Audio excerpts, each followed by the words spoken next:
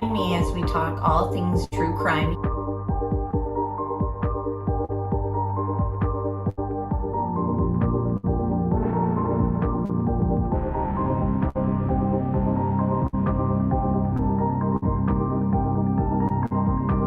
Made contact and shattered. The missing 4-year-old. The parents have called in and that the mother has went through a wall and now they can't find her. Turn it over to another agency. Chad, where are Lori's kids? They've been missing for 4 months. You have nothing to say? 4 were stabbed multiple times and were likely asleep during the attack. Some had defensive wounds. Most of them had just like one that was the lethal stab wound. Oh, what a tangled web we weave. Once I told a lie, and I told my family, I had to keep lying.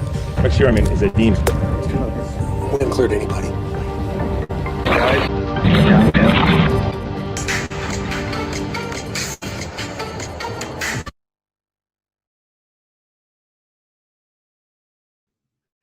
Hi, everybody. Thank you so much for being here. And thank you, everyone who came over from Criminalities Chat. I really appreciate you guys joining me tonight. And thank you, Teresa, for doing that. I'm happy you're here as well. And just let me know, guys, if you can hear me. I think you can. I've got black on and I've got my little candles back here as we are mourning Abby and Libby. And we will never forget what took place on this day 7 years ago. And we hopefully are on the road to justice for these girls. But today we are honoring and remembering the victims. And thank you, Inspector Gadget, threw on some eyebrows, and here I am. So let me just share my screen. I do want to share a Facebook post that was posted by a family member. So this is from Becky Patty. She said, "Let me just clarify, this is who it should all be about." And then it says, "You will never be forgotten, justice for Libby and Abby." And it just says, let me just zoom out a little bit. Today is the day. So just to kind of put their statement out there before we begin, I also put together a little, I guess, tribute would be the best word. So let me share my screen. And if you guys haven't hit that thumbs up, please do so right now. And yeah, just sit back and relax. And thank you, Adrian, and all my moderators and everyone who is here. Let me just play the little edit that I put together, and then we'll just jump down some rabbit holes. We haven't discussed things since the new update that came out, where they pretty much have come out saying that they have mishandled evidence, I guess the best way to put it.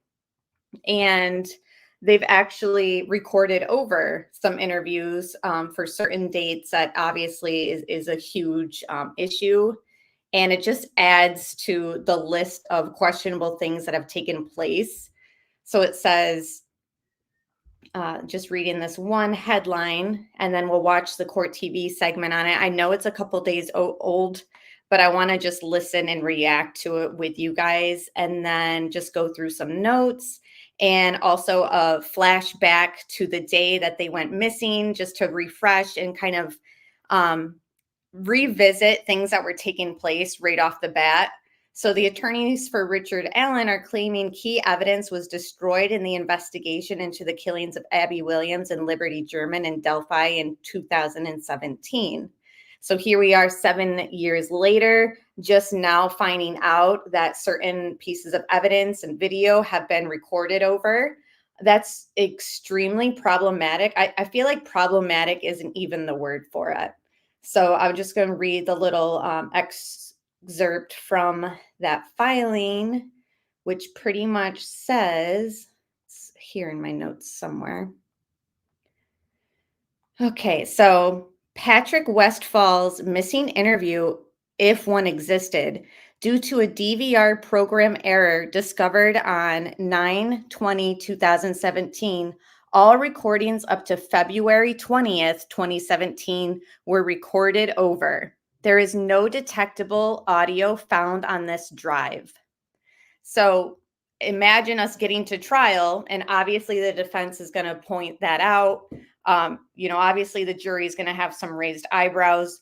And now that we have to add that to the fact that they missed the tip from Richard Allen's interview coming forward, the footage from that gas station that got misplaced and is missing, just a huge list of things that have just come up in my mind with this investigation that is just, I don't even know what the words to say. It's shady, skeptical, sketchy. Speaking of sketchy, the sketches that ended up changing over the years, it's just very questionable. So let me just play my tribute and then we'll jump back into that train of thought.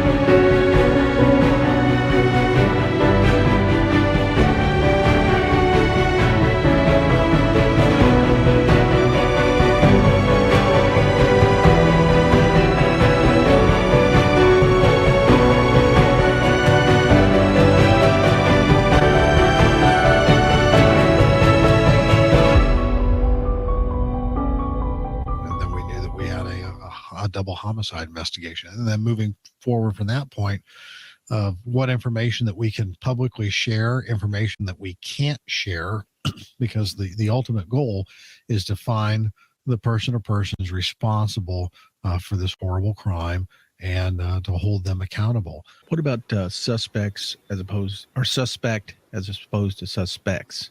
Has that been addressed? What we have publicly addressed is people want to make the assumption that the voice saying down the hill, it belongs to the person that's captured in the image from the cell phone. That's not necessarily the case. We're not making any assumption about that. We have more video, we have more audio, but it is specific to the investigation, and that's why it's not being released at this time. The crime scene, the area where their bodies were found, from what I've been told and from being there, is very hard to reach, and some have speculated that it's only reachable if you cross this creek. And the speculation is that this is a person that was very familiar with the terrain. Can you speak to that at all? One thing I'd say is any place in the country that's rural, there's multiple points of access, generally speaking, especially in Indiana that's hilly, but mostly flat. So again, there's a lot of speculation as to why they might have been there, but I'm not going to talk about it right now. Well, do you think Mr. Allen is the man on that bridge? The judge signed a probable cause affidavit for the arrest of him. I can't wait to tell the story, but today's not the day. When do you think you can tell that story? We're going to let the courts decide.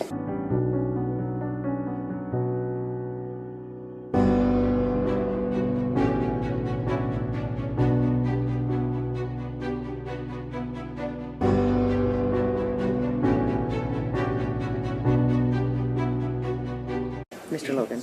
We haven't cleared anybody.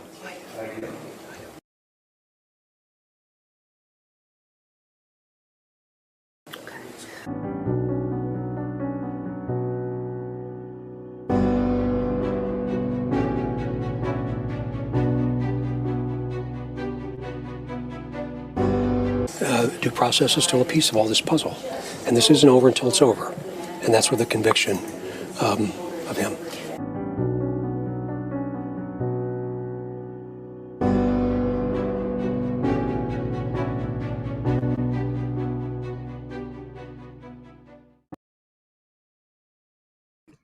All right. Well, I hope you guys like the little tribute and clips that I put together for tonight.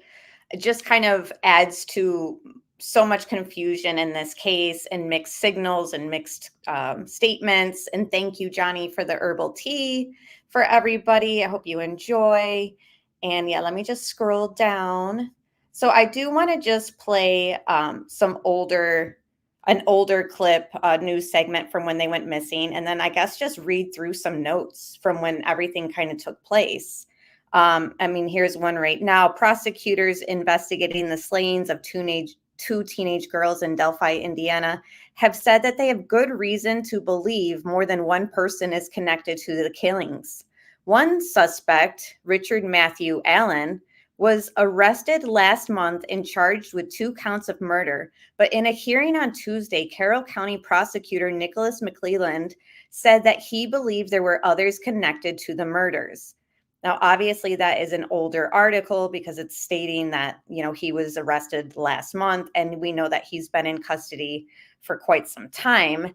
And not only that, he has been tased in prison by people who have ties to Odinism, which is something that the defense has brought up and in connection to people that are connected to Abby. And when I say that, I mean Brad Holder's son was allegedly dating Abby. And I showed a picture of him and her in those clips. It was a selfie that they had done together.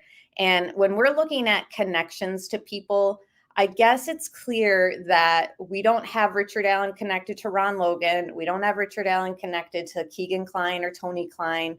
Everything's been speculated on, and we've kind of been like, well, maybe he was interested in Odinism. I've even heard people say maybe the books that were taken from his house for the search warrant were books related to Odinism. Obviously people say maybe the books that were taken. Obviously, people have also compared, including myself, Richard Allen's image to Bridge Guy's image.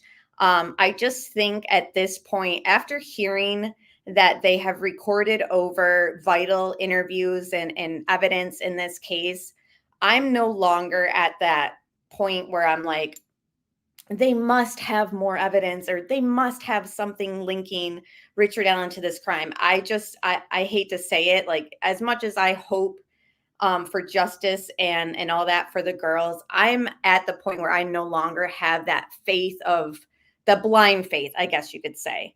I have faith in law enforcement. I trust law enforcement for the most part. But for some reason in this case, once I found out that they had recorded over vital interviews, they lost that tip for Richard Allen, and we've all made mistakes, and we can chalk things up to, well, that, a human error, but things that just keep happening over and over, just wishy-washiness in this whole investigation.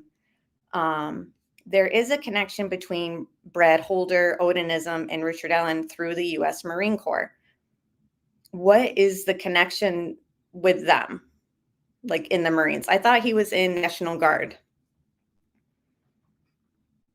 Yeah, Richard Allen was a Marine. No, he was in the National Guard. Either way, if you guys have information about connections, I'm open to it. I just have yet to see anything that's clear. I know that other people have stated, well, so-and-so is in the military and so is so-and-so. To me, that really doesn't mean that there's a connection. Unless you were saying so-and-so was in the National Guard with Richard Allen, and actually they were at this school at the same time, or they were at boot camp around the same time, or anything like that, then that to me is more of a solid connection. But just stating like, oh, so-and-so was a Marine and so-and-so was in the Air Force and Richard Allen was in National Guard, like military in general is too loose of a connection for me. I think the relevance of Odinism in the case is being massively overstated, I feel. And I kind of was on that board too. Honestly, I've gone from Richard Allen is Bridge Guy to all this other stuff. I feel like even if he is Bridge Guy, I'm not 100% convinced that actually ties him to the murders. It might tie him to something related to the murders, like the kidnapping or something like that. And obviously that doesn't appear good, but if there's other people involved, other people should be brought to justice as well. and just jumping down the avenue and rabbit hole of, is Richard Allen bridge guy, I've run into other things. So then this is an older article. The new composite drawing released by officials on April 22nd, 2019, of a person suspected in the Delphi murders, composite by Indiana State Police. So that's who came up with the young guy sketch. Riley also said Wednesday that the original sketch, released in summer of 2017, showing a man with a goatee and a driving cap, is not presently a person of interest in this investigation. According to an ISP release, the new sketch of the clean-shaven man is representative of the face of the person captured in the video on Libby German's cell phone as he was walking on the high bridge. So we've seen on the FBI flyer a picture of the young guy sketch, and underneath it, it says suspect. And then next to that, they have the image of bridge guy. Underneath that, it says suspect. Here in this article, again, this is from Journal and Courier, an older article. It pretty much is saying that the young guy is bridge guy. So, I mean, I don't see bridge guy as like a young guy, even though I think that that image and little clip that we have been given is incredibly grainy and just unreliable. I'm no longer in the program of, let me compare this image to bridge guy, because I just think, much like the footage in the Watts case of the neighbor showing Chris loading the truck, as much as that footage is useless in the whole case, I think that bridge guy image and clip that we have is pretty much useless. They claim that they have much more to it, and in fact, they've quoted to saying that it's what nightmares are made of. I have like the clip or the article that describes that. So if it is what nightmares are made of, they should have something a little bit more solid, I would hope, that is pointing them towards Richard Allen in that clip, besides the grainy image of him walking. So it says, now as the investigation has matured and past information has been reassessed, ISP's release said it is the belief of investigators with the multi-agency task force that the person depicted in the sketch released on April 22nd more accurately represents the person wanted for the murders of Abby and Libby. So they're referring to the young guy sketch. The new sketch features what police called a man with a youthful appearance, but could fall in the range of his late 20s to late 30s. Now, I don't think Richard Allen has a youthful appearance. I mean, I've been showing images from him, even in that clip earlier in the stream. Hi, Foxy Lady. Good to see you. I've been showing images of him from, all ages, it seems. Well, not all ages, but a vast range of years. We've seen pictures of Richard Allen. I've yet to see anything that screams youthful appearance. Police still weren't answering what led to the change in direction, or why the new suspect sketch was held back for 2 years or more. So that's the other thing, is the slow release of information in this case, I feel like, has been a disservice to the investigation and to the credibility of law enforcement. It makes it look like, they had tunnel vision with Ron Logan possibly for a while. And then there was a discrepancy in opinions and avenues to go down. And we found that out with the defense's memorandum that came out in September, where they openly admitted that, certain detectives wanted to explore this Odinist theory and avenue much more. They thought it was much more credible and something of value to investigate. And then other people, disagreed. So unfortunately, it just seems like they were in all different directions, and none of them were in agreement on where to go in this case. That's just my opinion. Old Delphi, this is more of a notes in an article from 2019. Old Delphi suspect sketch is no longer person of interest. Now, in what case? I can't think of any, even in unsolved mysteries and other true crime stuff that we have watched and you guys might have been watching true crime much longer than me. Have you seen in any other case a sketch come out and then years later a totally different sketch coming out and they're saying like, forget about the first sketch? Like, it just seems like something that's just so rare and kind of puzzling. Like, what have you guys been doing for the past 2 years? Delphi, Indiana police are clearing up questions about a new sketch released on the suspect in Delphi murders. The new sketch is the person police are now searching for, and the old sketch is no longer a person of interest. The two sketches do not depict the same person. And people could maybe argue that hi, Unsolved Crimes Uncovered. Good to see you. Another good channel, guys, to check out. I feel like this leaves room for the defense at trial to say, were you framing information in this investigation that was based around my client? So were you going in avenues that looked more like it would fall under Richard Allen? Like, I've seen people compare that young guy sketch to Richard Allen, and I could see little things like the eyes, the nose. We've compared it on other live streams. Nothing that's like, oh my gosh, that's Richard Allen. And think about it, over the years, him working so closely in the community, nobody said, hey, that guy on the flyer that's hung on the CVS door, it looks a lot like the guy who works in your guys' photo department. You know, it just was never put together. There was nobody who came forward and said, I know this guy, his name's Richard Allen. He kind of walks like Bridge Guy, or he this or that. Now, what they did come forward for Ron Logan, people who knew Ron Logan. Oh, that guy was abusive, and I could see him looking like Bridge Guy. I'm not saying that Ron Logan is Bridge Guy or involved, but it's just unfortunate that now he's gone and it still will raise doubt. Not that we've seen the defense mention Ron Logan at all, but it's just something in this case that has a lot of people kind of confused, I guess.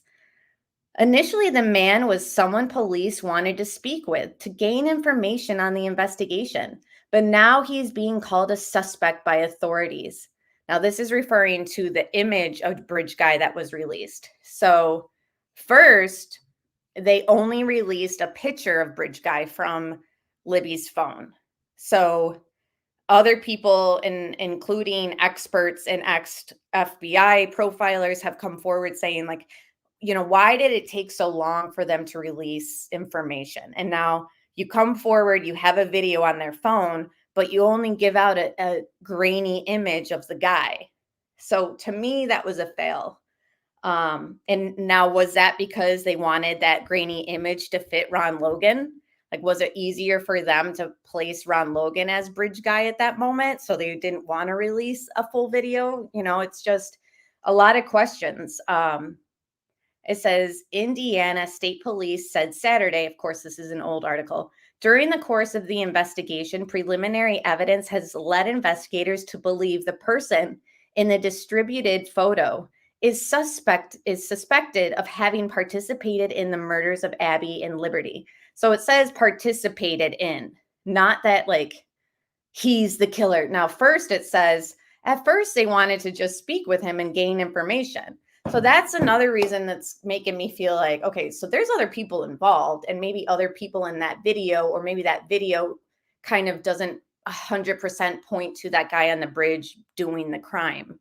Because it's saying at first they put it out there. Of course, they want to kind of bait people to like, oh yeah, don't worry, you're not a suspect, but do you mind if we record this interview? You know? So at first they kind of wanted information from him, but now, you know, as time went on, maybe a week later or so, they're calling him a suspect and that he is suspected of having participated. So where exactly do other people fall in with that clip from Libby's phone? I'm not sure, but there's articles describing it as what nightmares are made of. So I also wanted to read this too. It says, this is from Reddit. In August 2017, there had been an interview with Sergeant Holman on Channel 6 where he said there were unreleased audio, but he did not reveal content. There was a story by another station saying no new audio had been recovered.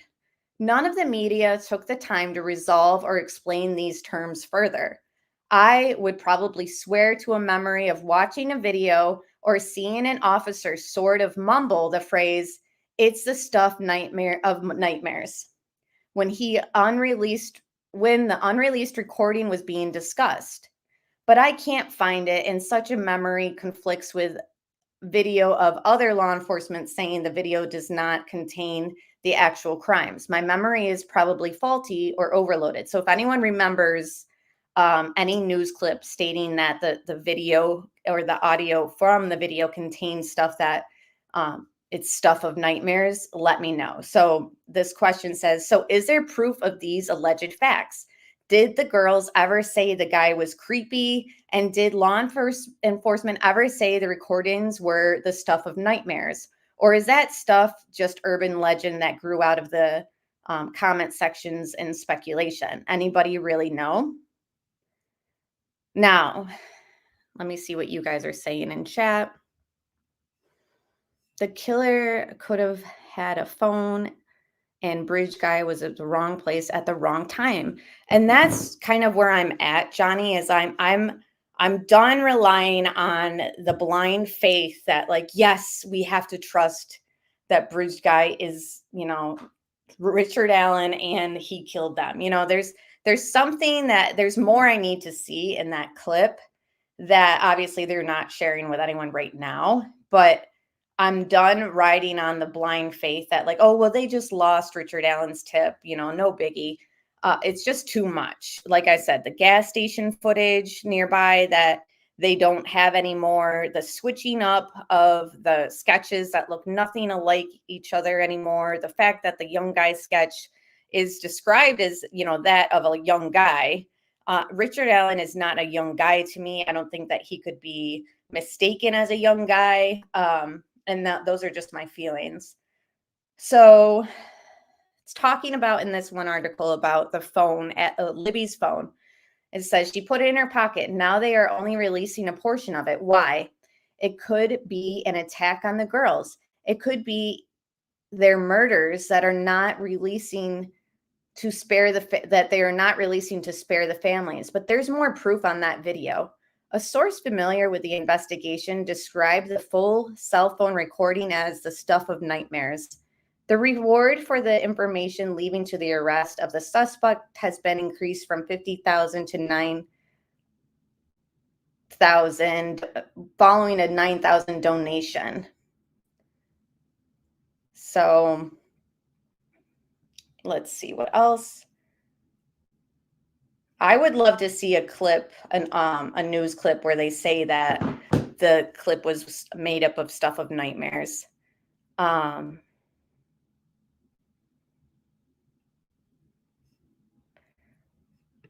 agree. It puts into if anything is reliable at this point. Right, exactly.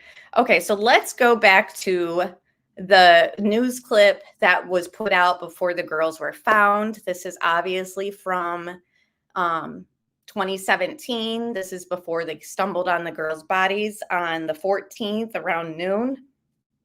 And this has also the part where they mention something that my moderator, Johnny, and I have kind of hung on, is when they say somebody's cell phone was pinging all over the place. So also I want to ask chat too, was it said that Abby didn't have a phone, or was it said that she didn't have social media? Because I remember like somebody saying like, no, Abby didn't have a phone. And then I was like, wait, was it a phone that she didn't have, or was it social media?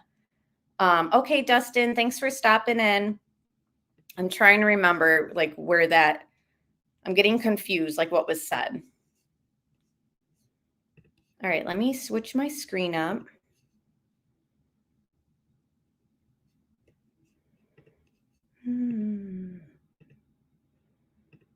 Okay, so this is from the night of the day they were missing.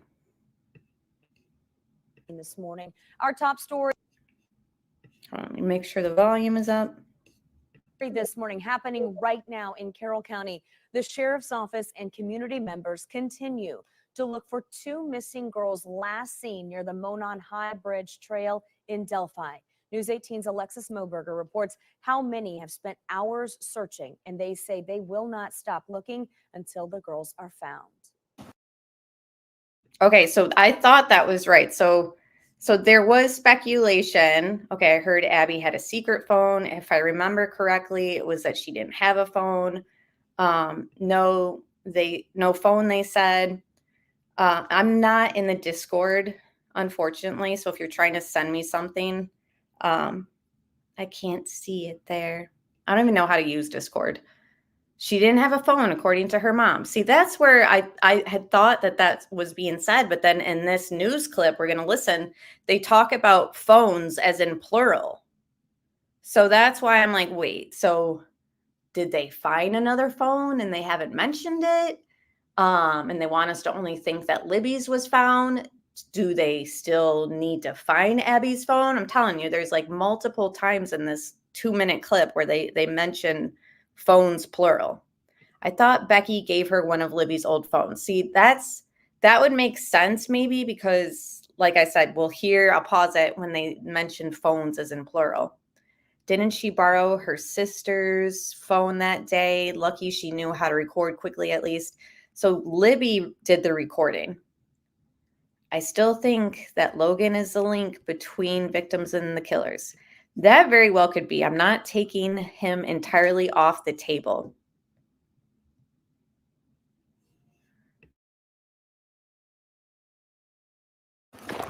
We're just praying for their safe return. 13-year-olds Liberty German and Abigail Williams went missing Monday. The girls were last seen near an abandoned railroad bridge known as the Monon High Bridge around 1 o'clock in the afternoon. A little upset, confused, obviously very distraught, just worried. All I want to do is have the girls get home safe. The girls were dropped off near the bridge to walk around and hang out. They had made arrangements to be picked up by a family member later in the afternoon. But when it came time for the girls to be picked up, they never showed up. Getting scared now. Abigail's mom, Anna Williams, has spent hours worrying, just hoping to hear her little girl is okay. It's getting cold. Been out a long time. They don't know what time they ate last. The girls haven't answered their phones since around the time they went missing.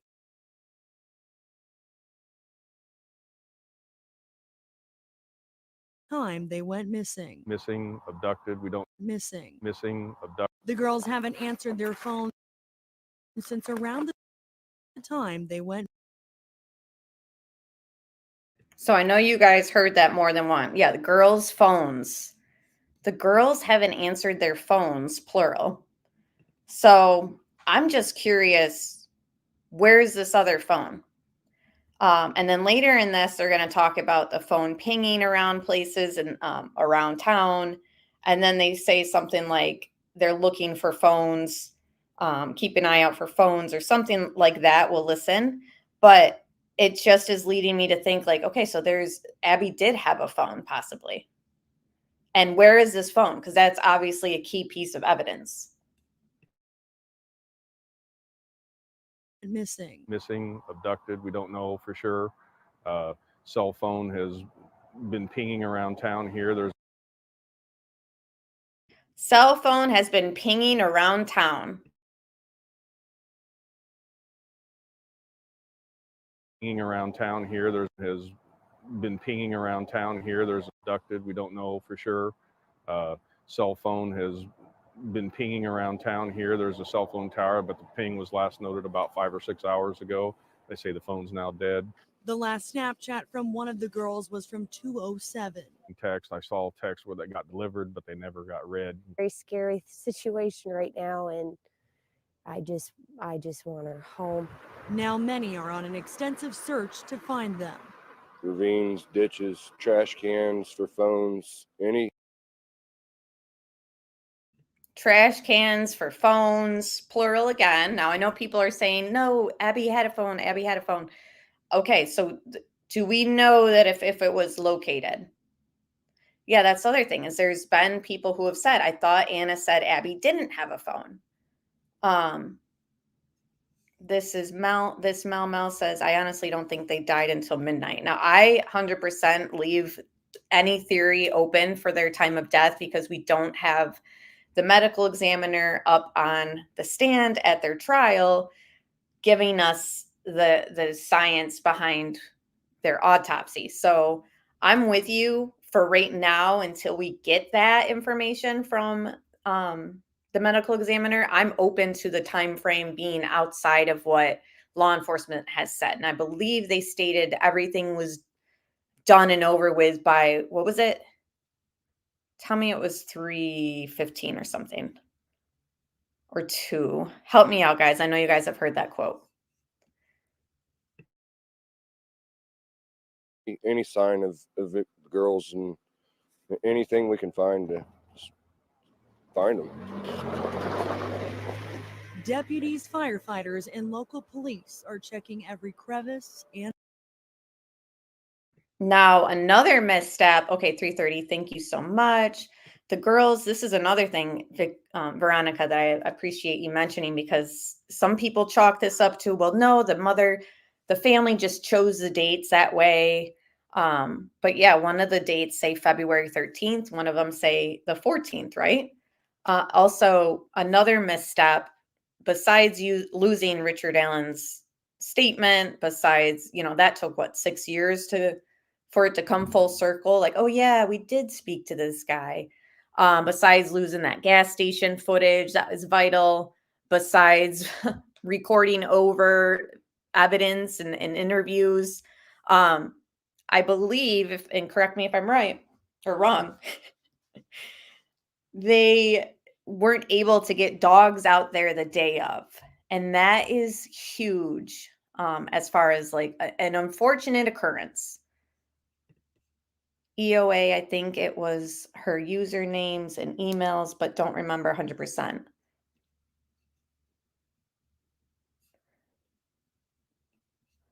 Right, but it was a family member. So Mama K says, please remember that it's only the news and people that are being interviewed, not law enforcement, that are saying plural phones. It's family members, though. So I feel like I would take a family member's statement over even law enforcement's statement. Like, family should know. So I think Abby had an iPad and could use that. Hello, Roxanne. Thank you for being here. And thank you so much for that Cash App that you sent last week. I really appreciate you. And I missed a super chat. Tom N., good to see you. I think one phone was found and the killer thought that was the only phone. He left the wrong phone at the scene. And that's another thing that's sort of been kind of mysterious. Like, how do you, as the killer, make that mistake? Anna also didn't know Abby was on social media and dating. And that's the other element too that adds like a whole, like, sometimes the parents and family just don't know 100%. Yeah, no dogs that day. And that's another mishap or misstep. I definitely remember Anna saying that she did not allow Abby to have a phone. Yeah, so this is very interesting that there's statements made about phones, plural, phone pinging around town. And yeah, where is this alleged phone? and Nook. Looking for answers, looking for the girls. But so are others from the community. And many of them say they won't stop looking, even if it takes Daybreak, fall over with exhaustion. Honestly, I hope they're just hidden up somewhere, scared to be in trouble. And here's the other thing that I don't understand. There were so many statements that came out and said nobody was looking for them at night. Nobody was out there late at night. And yet we have, like, I don't know what time they're all out there. Obviously, it's winter, it gets darker sooner, but people saying that they're not going to go to bed until, they've found them. They're not going to give up looking. So is there a chance that they were placed out there later in the evening and that's when the scene was staged and bodies were moved? Or is it really way too risky for them to have moved them? And them, I mean, like, perpetrators, I believe there's more than one. Is that way too risky because there were people out there? I believe there was dogs that night, but not real police cadaver dogs or tracking dogs until the next day. Or, yeah, were they out there until they called the search off at 11? And then things were moved and staged, possibly. I don't know. I'm just open to the idea of them not being out there during the day, like that, how they were at the crime scene. Think that that would be way too risky to do. But again, who knows? That terrain, I don't think they were moved for far too rough. Yeah, well, the thing is, the FBI's search warrant for Ron Logan, their information says that the crime scene with the bodies were moved and staged. So that's where the whole like, okay, well, how literal do we take that verbiage? Were they literally moved just a few feet and then staged with the sticks like we saw? Or is it deeper than that? All right. So also, thank you, Tom N, for being a member for 10 months. I think dogs would have saved Abby or as per reported. Possibly. One died later.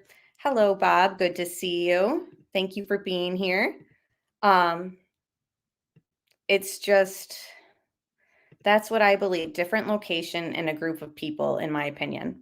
Remember, they could not get the phone company to do a trace because Libby had reset her phone, so they couldn't use Find My Phone. And then the father said there, I think they said that the phone was dead. Maybe it was just going through to voicemail because it was off. All right, moving on. Alexis Moberger, News 18. Here they are. Police say Liberty German is 5'4", has a heavy build with blonde shoulder-length hair and blue eyes. She was last seen wearing a tie-dyed shirt, gray sweats, and black Nike shoes. Abby is 5'4", small build with medium-length blonde hair and hazel eyes. Abby was wearing a gray zip-up sweatshirt with a burgundy t-shirt underneath and blue jeans. We will certainly keep. Now, the other piece of, quote, evidence, I think that this little poll was interesting. Of course, I'm in a million true crime Facebook groups, and this was shared in one of them. Which type of evidence do you trust the most? Now, number one, which I'm happy to see, DNA evidence, 66% said that, yes, you can trust that the most. 16% said digital technological evidence. And then it gets less and less with the percentages as it goes down. Eyewitness was 1%, and confession was 2%. The last one, I don't trust any of the cops are corrupt. So this is something that I think could come into play with how many mishaps in this case. Like the defense, I think, is set up in a way that they would benefit to kind of point out like, and it took you 6 years to make this arrest on this case, even though our client came forward willingly to you guys and said, yes, I was there, but I didn't see the girls. Why did it take so long? And did you lose that tip? How do you lose a tip? Is it true that you lost footage from the gas station nearby that day, that we no longer can compare the vehicles that were driving by? Now, the eyewitnesses that claim that they saw Richard's car there that day, those have all varied. Eyewitnesses that describe, a man seen who looked like he was having a bad day or whatever the quote is. Those eyewitness accounts are very, very flimsy. And even looking at this poll had nothing to do with the Delphi case. It's just people who follow true crime.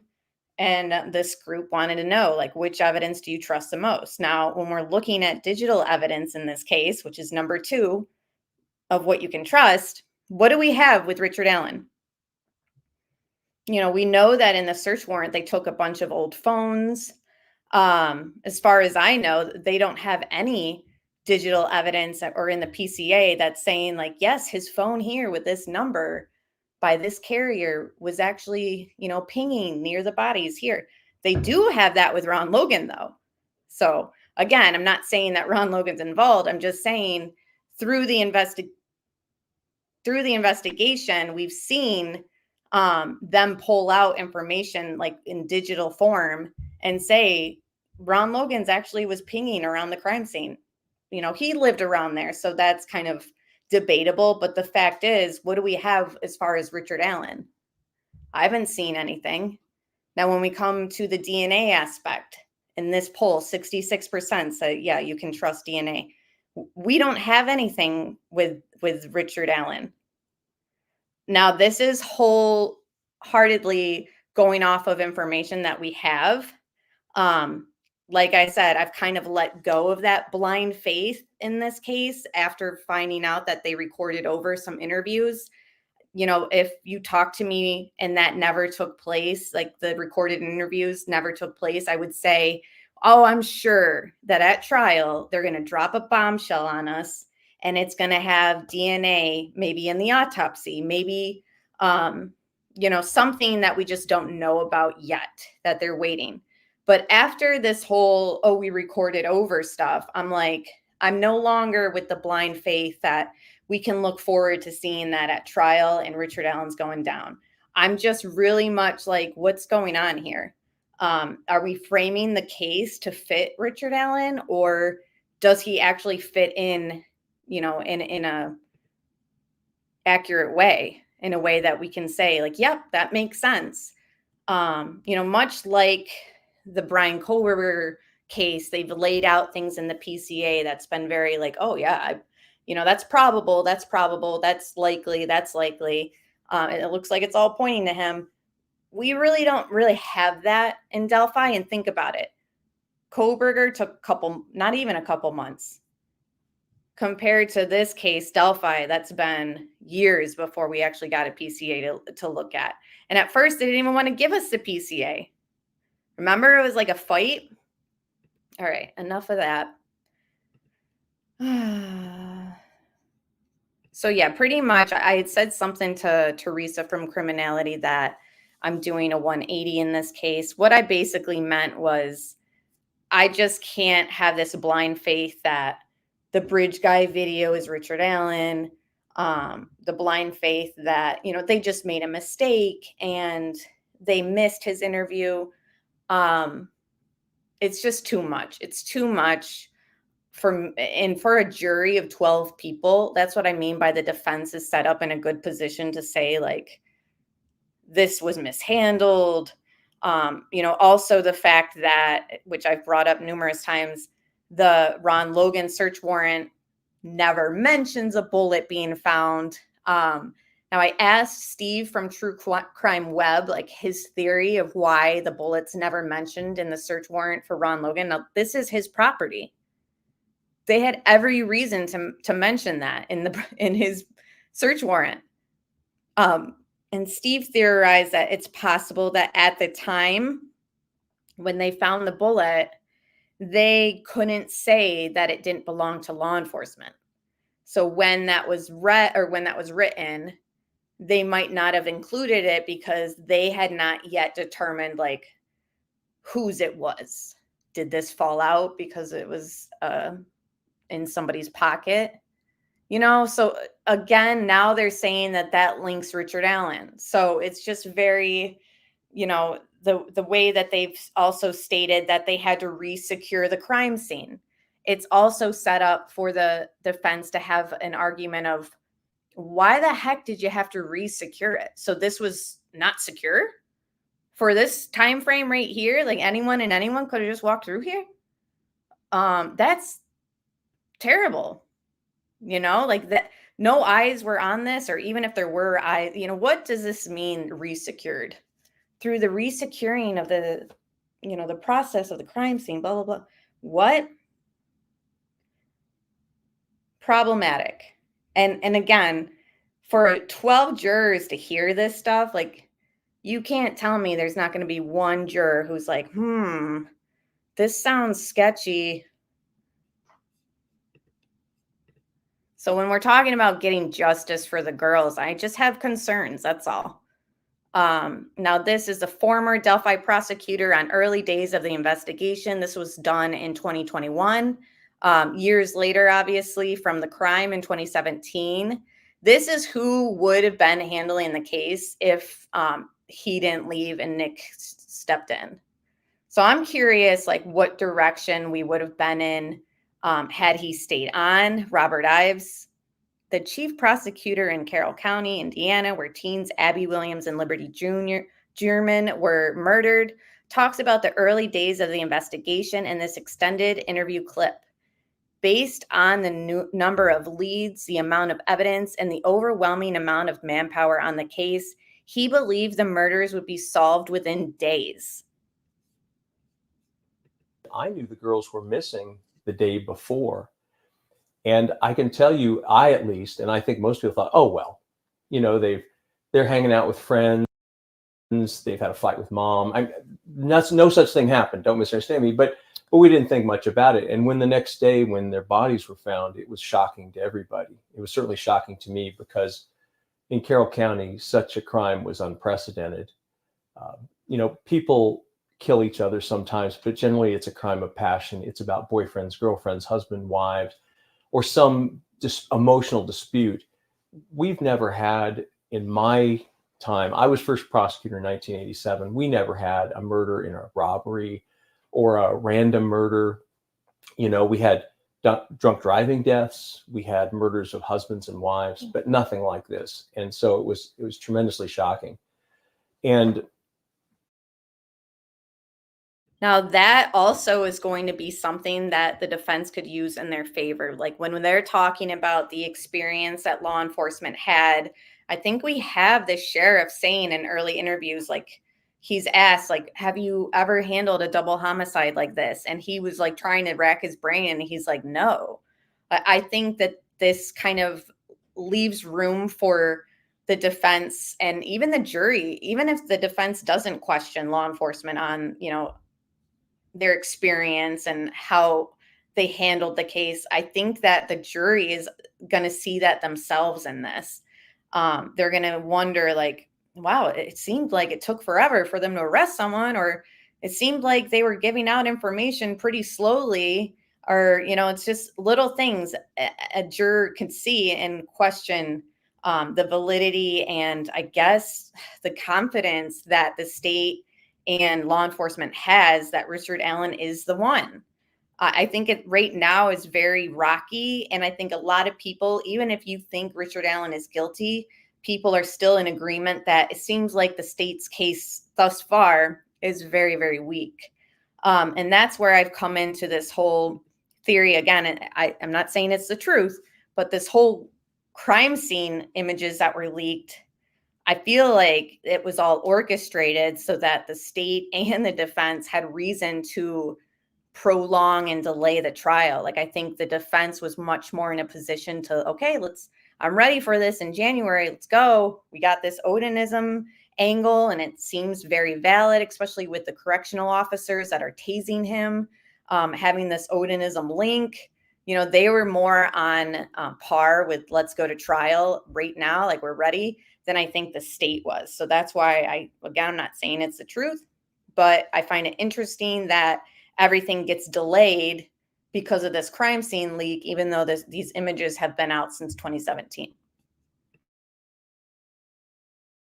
The outpouring of law enforcement support was incredible then, because not only did the FBI come in extreme numbers, but the law enforcement, the police departments of the surrounding counties, the sheriff's departments, the city police departments, they all sent detectives. And in those early days, there were plenty of leads, you know, but there was no great lead. You know, people have asked me sometimes, was there a point where y'all knew who did it, but you couldn't prove it? No. When I was involved, that point was never reached. There was never.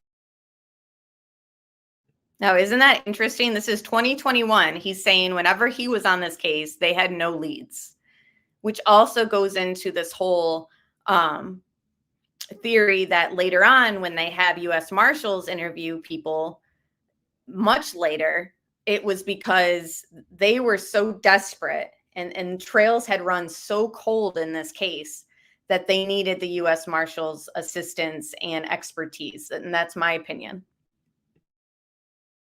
Ever a time where we thought this is the person, we just don't have enough to charge.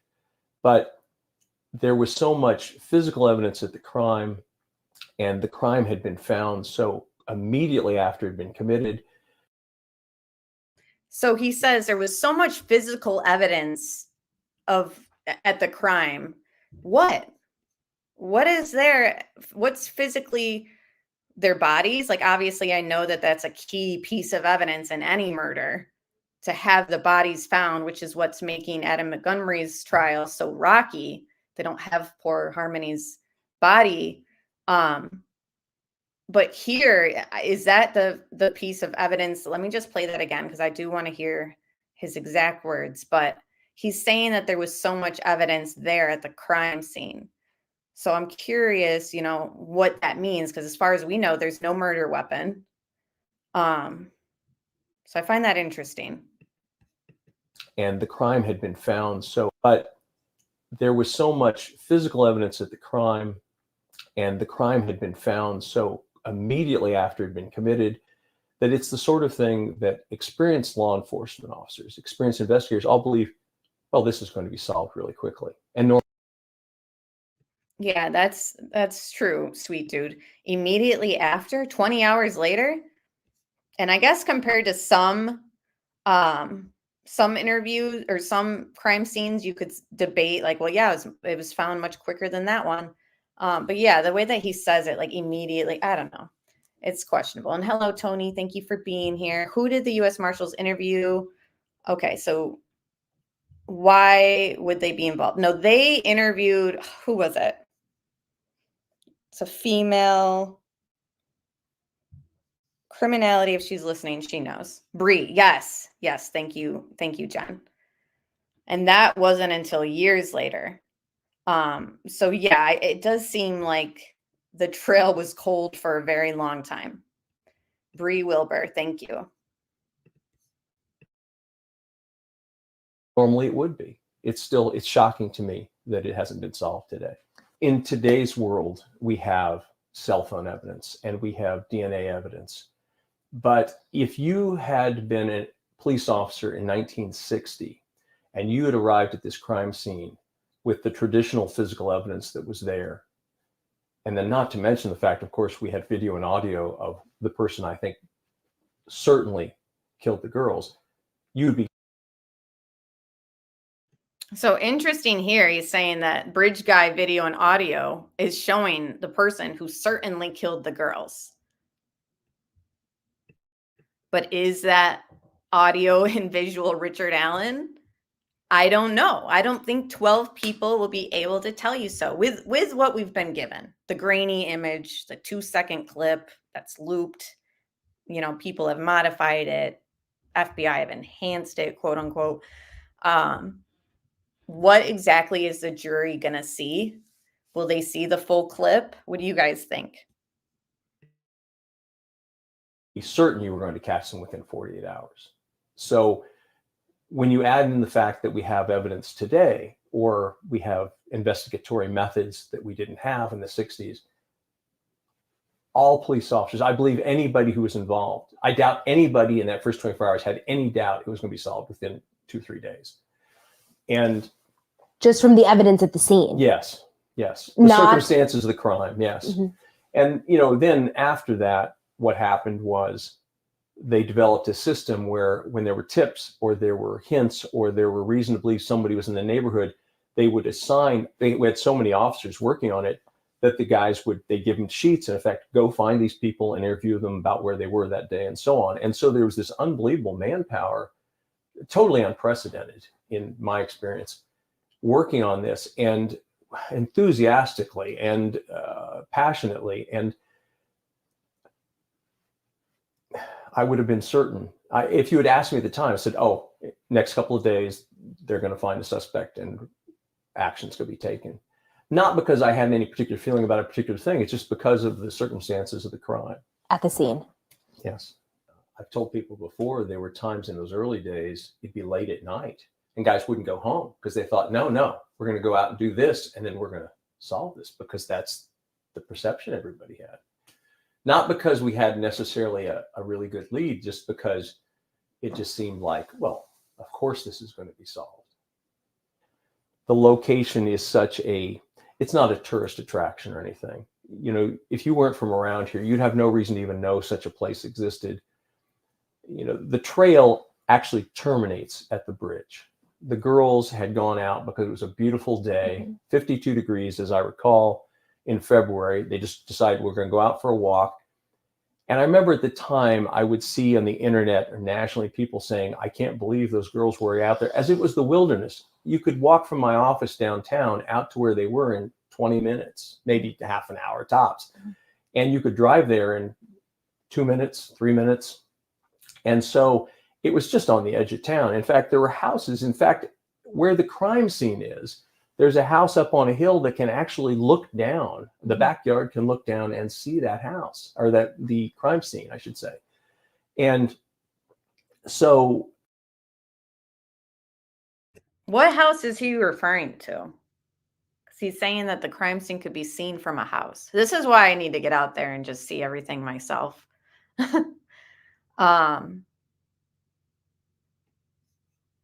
The Weber house. Thank you, I.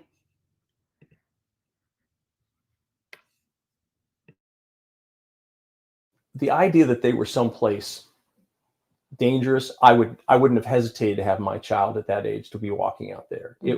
That's another thing that's shocking about the whole thing.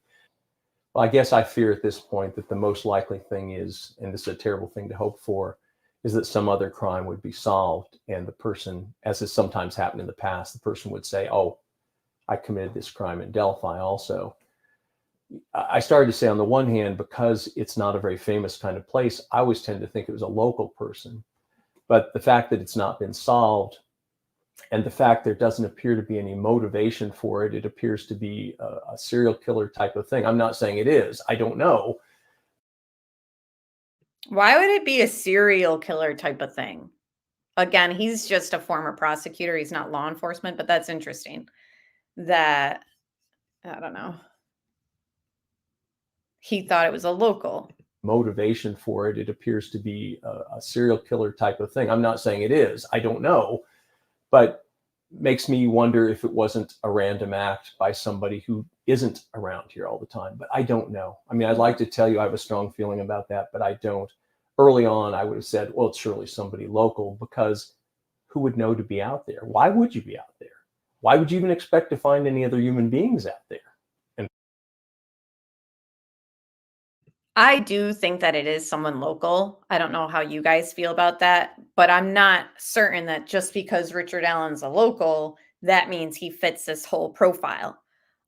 It still raises questions in my mind how nobody like connected the dots with the sketches and with Bridge Guy image and the video and the audio. Like, how was nobody like, this reminds me of the guy who plays pool? Like, it doesn't even have to be the guy at CBS.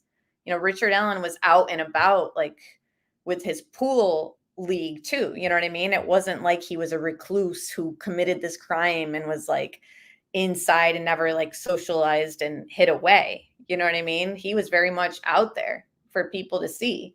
I have had the theory that he changed his appearance over time, which I do think that he did. But just because you change your appearance, does that necessarily mean you're trying to hide a crime that you've committed? Like, no, like, I don't think so. Or the guy in CBS who had the composite poster behind him at work, right? Like, somebody's taping up this sign, walks by it every single day, and nobody says, Richard, can you come here? I just want to hold this up to your face. It's just, I don't know. How are you guys feeling? Like, are you guys, I know that my chat is very much, it's, I think, a good balance of people who think like, yeah, they got the right guy. Like, don't even worry. They got more that we're going to see at trial. Sit back. They know what they're doing. I don't know. I'm seeing a lot less people confident that Richard Allen is the guy. Like with Koberger and with, Adam Montgomery and Watts and Scott Peterson, and the list goes on of people who we've followed trials on, Alex Murdaugh, that we've been like, yes, like, who else could it be? But here it's like, I don't know. Beard Freak, nice name. I just don't think it's him. So many people feel that way. I mean, I got a message from somebody just from a true crime group. You know, I don't know these people, but they message me on Facebook. They know that I have a channel. They see me share it and they want to talk the case. And they're under the impression, like, I'm just not sure it's him. She says, I have some thoughts and questions on the whole case if you are up to chatting about it. I had followed the case as an Indiana resident since they were missing. I started watching some of your videos today and think your opinion is probably a good one. Do you believe Richard Allen is the guy, or do you think this is a setup? So I told her that I was torn. I just don't know if I can trust the law enforcement or the prosecutor in this case. And she says, I 100% agree. I'm trying too hard to find something that's my smoking gun one way or the other. So something I found this week that I find interesting is this. People argued for so long about what the white thing is under the bridge guy's chin. I always thought it was a shirt design. And then she talks about how there's an item on the search warrant of his the evidence log taken from Richard Allen's home, and it has like a sweatshirt that has some symbol on it. I didn't feel like sharing it because I'm always under the impression that he's got like I don't know, face covering maybe. I don't know. It's very hard to tell. Again, I'm almost at the point where I don't even want to examine the bridge guy image anymore because I'm like, let's face it, you can't see jack shit in it. To me, it's about the evidence. That's how I feel. So when people are like, well, he confessed this confession. I have yet to hear this confession. Obviously, they're not going to share that with the public. I have great concerns that they keep pushing this confession in the mainstream media. Like there were so many news agencies. Obviously, they're going to cover it because it's part of this huge case, which people are definitely invested in. But I'm not ready to say that that is a valid form of evidence. And remember that poll I shared earlier? I mean, confessions were right down there in percentages with eyewitnesses. So it seems like a majority of people who follow true crime, they really just don't hang on every word a confession says, which is kind of a relief considering there are many false confessions out there.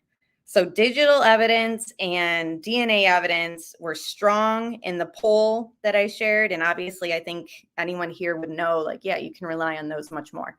And what do we have against Richard Allen as far as digital and DNA?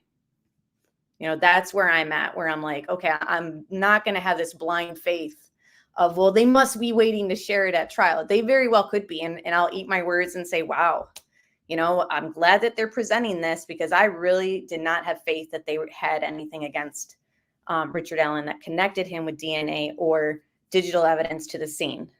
I'm waiting for that. In February. So and it's broad daylight. This is something that needs to be emphasized. This is not like these girls were in a back alley in the middle of the night. They're in broad daylight in Carroll County, Indiana. And that whole aspect too of it being in broad daylight, that's another thing that I'm like, how can we assume Richard Allen, again, let me just share this. Which type of evidence do you trust the most? Confessions are way down there. All right, let me switch up my screen. So I didn't get to watch this from Court TV. I'm going to play this segment as well as the new one that came out today, Remembering the Victim 7 years later. So I hope you don't mind watching this with me, and I'll just do a reaction while we watch it. Again, thank you so much for being here. Just going through your guys' comments and chat a little bit too.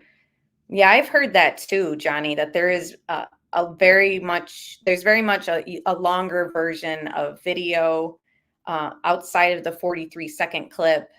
But again, time will tell. But I woke up after the Franks. I have flip-flopped so many times on this case. Me too. I really have. I feel like I've examined this front to back. Yeah, Chris Watts confessed too.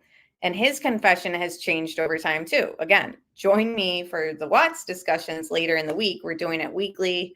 And as confessions change, they get less and less statistically truthful. So I don't know I know that they've said Richard Allen confessed to his mother and his wife. I don't know the space in between those confessions or if they've changed a little bit. I've also heard that it was just very brief and vague, like, yes, I did it, or I'm involved. I don't really know. Law enforcement is shady in this case. And again, it's much like when you're watching the OJ trial. That was the defense that OJ's defense had, go after the prosecution. Go after law enforcement and the officers involved in it, dig up their dirty past. That worked in their favor in the OJ case, specifically because of that one cop, that dirty cop, Mark, who was racist clearly and just said some very, very, people came forward saying like, yep, yeah, and all this stuff. If they did that in this case, it would be interesting. And I feel like the correctional officers who are tied to this Odinism theory, tasing him, and yes, those were after some confessions were made. So it wasn't like he got tased and then he confessed. I think would have made things look a little bit more like, oh, wow, yeah, he was kind of pushed to do this. But who knows what else was being done before he got tased? I'm still waiting to hear more information on that. And I've heard journalists on local media, I think I shared it in one of the previous lives, that basically reached out to that prison that Richard Allen was at and said, we'd like to know more information about the tasing incidents. And they are just ignoring journalists, not saying anything. There are many dates in a lifetime that you're going to remember. The date your children are born, the date you're married, the date you buy a first house, the date Abby and Libby went missing. One of those dates was last Friday, October 28th, 2022. At that time, we had gathered evidence, and the judge did find probable cause for an arrest of Richard Allen. This investigation is far from complete. As Mr. Allen is now without counsel, I've ordered him transported back to the Department of Correction. Obviously, without counsel, Mr. Allen's hearing cannot proceed. What's your reaction to the fact that his counsel withdrew and he wasn't even in court today? Very disappointed. It doesn't seem to be much of a surprise. Welcome back to Closing Arguments. We have new documents in the case against Richard Allen. He's accused of murdering two young girls, Abigail Williams and Liberty German, back in February of 2017. And since then, this case has been anything but typical. The defense claims their client did not commit these heinous crimes and murders. They say that the murders were part of a ritualistic killing. Allen's defense points the finger at an Odinist cult, and they've hinted that members of the prison system and the law enforcement there in the area, that they're actively involved in the conspiracy. These are all allegations. Today, those accusations continue. The defense filed new documents now alleging that there are two interviews that are crucial to the case of key witnesses that they say were recorded by law enforcement and then taped over. Yeah, I feel like, Marar, that there could be one out of the 12 jurors that think those confessions were coerced. For sure.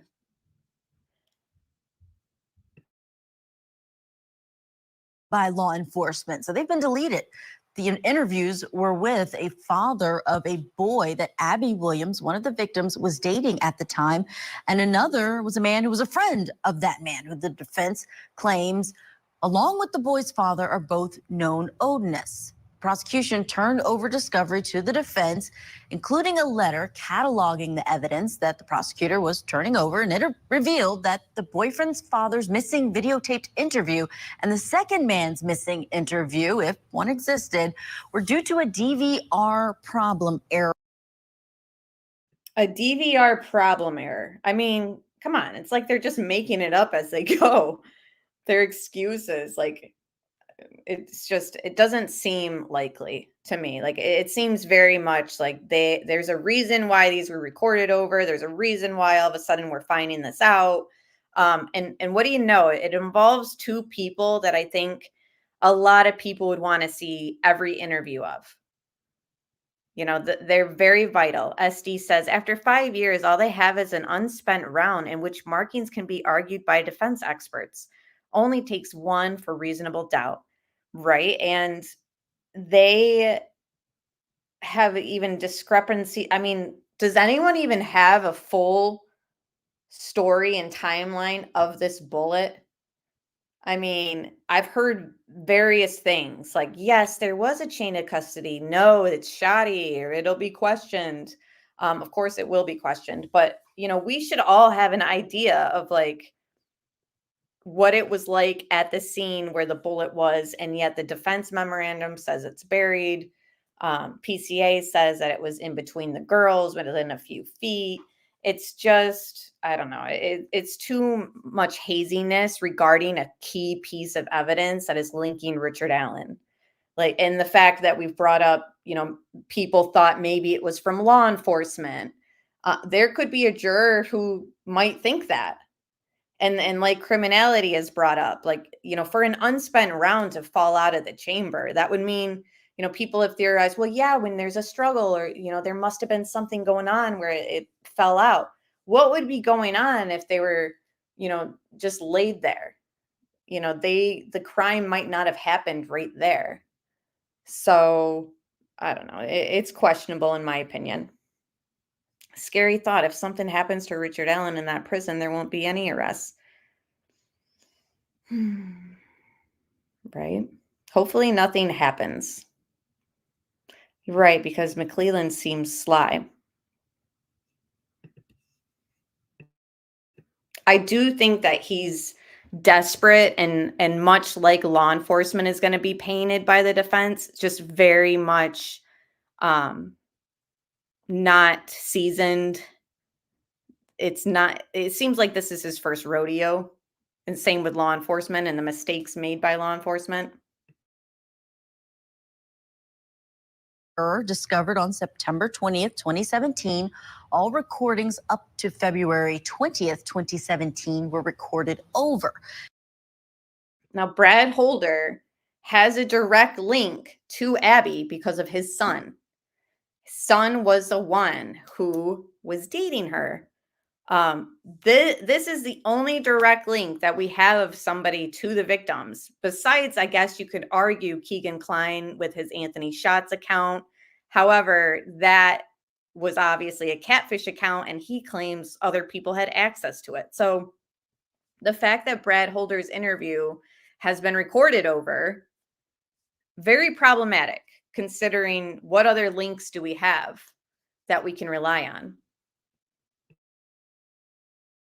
And the defense argues this is especially negligent as those interviews took place 3 days after the murders, this long unsolved murder case. Still with me to talk about all this, Daryl Cohen, Molly Parmer, Meg Strickler. This gets weirder and weirder the more things that we hear from the defense. Is this just zealous representation, or are you starting to believe some of the things that they are alleging? I believe very little of what they're alleging, but let's take a look at this for a moment. When our defendant was first arrested, he was big, and now he's little. He's now emaciated.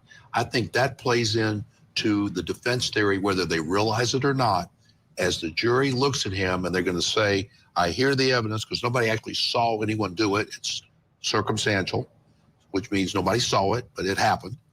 And so they're going to look at him and say, could he have really done it? And I think the prosecution needs to just paste pictures of him when he was arrested so that the jury doesn't look at him as a little old person who just couldn't do it.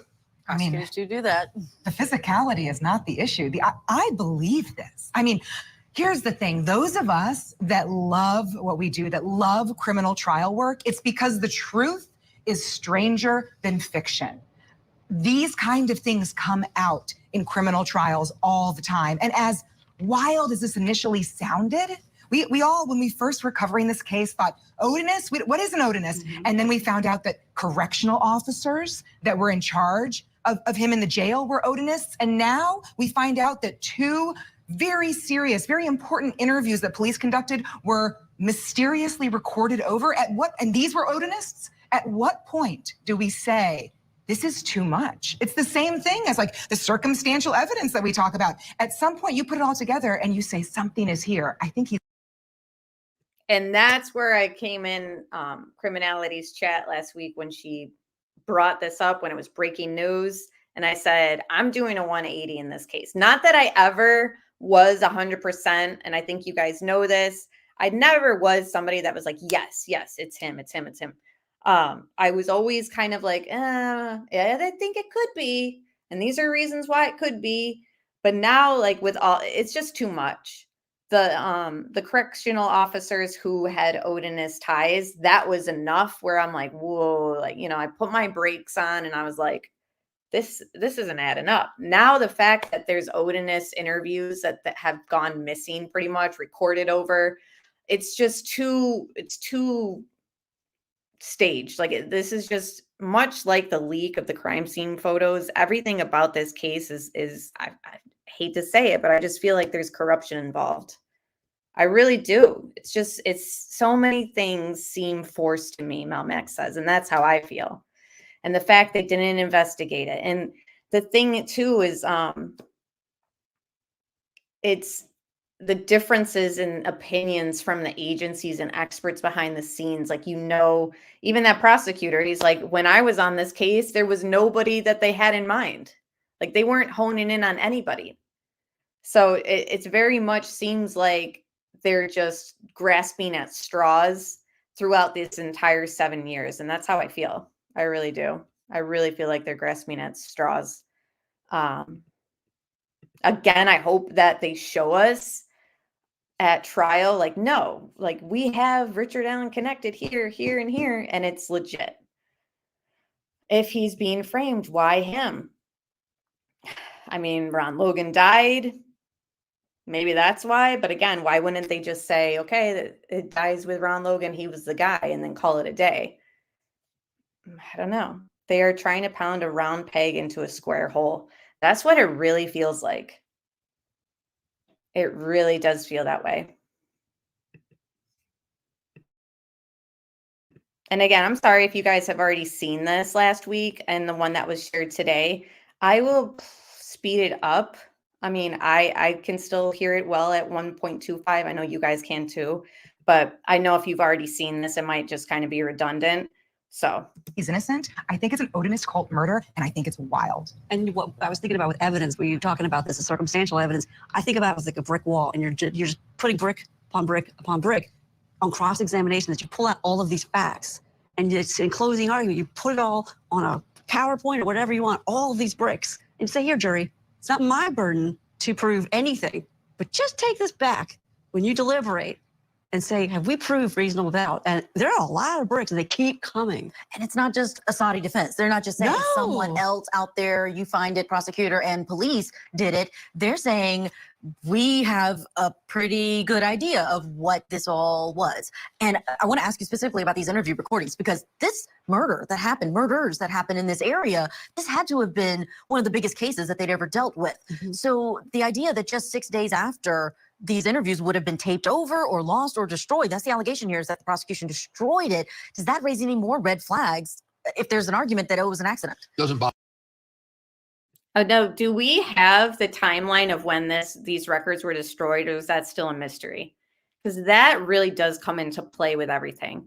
Was the recordings recorded over after they arrest Richard Allen, or even maybe not even arrest Richard Allen? Say they were honing in on him and they knew that they had him in their sights, and they're saying, no, like, yes, you detectives that want to go down this Odin theory, like, we're going this way.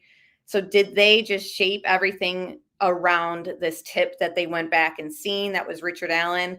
And then they said, oh, well, we got to get rid of this reasonable doubt. So record over those interviews. Just get rid of them. Or was that something that took place like well before they were honing in on Richard Allen? I really think that it matters, that time frame matters. She said truth is stranger than fiction. So true. It is. And thank you again, Tom N. I feel like it was destroyed due to coercive control and ethics issue. I don't feel the cult has anything to do with it. You know, I believe it was post arrest. Now I'm wondering, so they build their case against him. Were they building the case? Sorry, I'm just looking up something. Were they building the case and then it was recorded? Like, I just want to know, like, was Richard Allen in their sights? Maybe not arrested. And then they get rid of it. You never delete evidence. That's something I want to know, like, too. Like, okay, so if it was, okay, that's super problematic if it really was after he was arrested. And honestly, look, this just plays into the defense able to say law enforcement cannot be trusted in this case. And I think that 1 out of 12 jurors could definitely see that because, yeah, it's beyond problematic. And thank you, Marianne, for becoming a new member. What I don't get is why the feds don't still have a copy, right? Like, why is there only one copy? Do you think that there's a transcript? Like, tell me there's a transcript. And even then, how do we rely on they typed this up and this is what was said? You know, I wouldn't trust a transcript in this case. How is there not more copies? Yeah, it only takes one juror to feel like the cops are shady.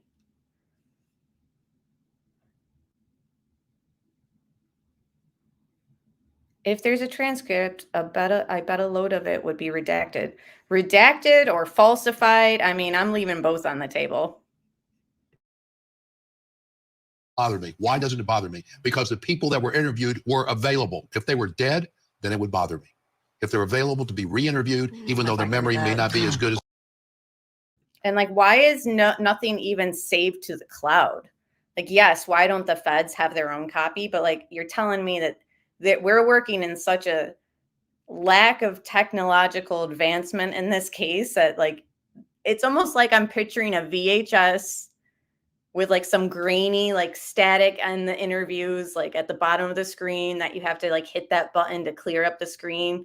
And they pressed record over it and was like, yep, it's gone. The tape. Yeah, we taped over it. Like, why am I picturing that for a case that took place in 2017 that has Snapchat as one of their main pieces of evidence? So Snapchat is like a huge piece of their suspect. Like, this is him, look at him, and we got it on this app, but yet things are being handled as if it's like 1972. Right, this was 2017.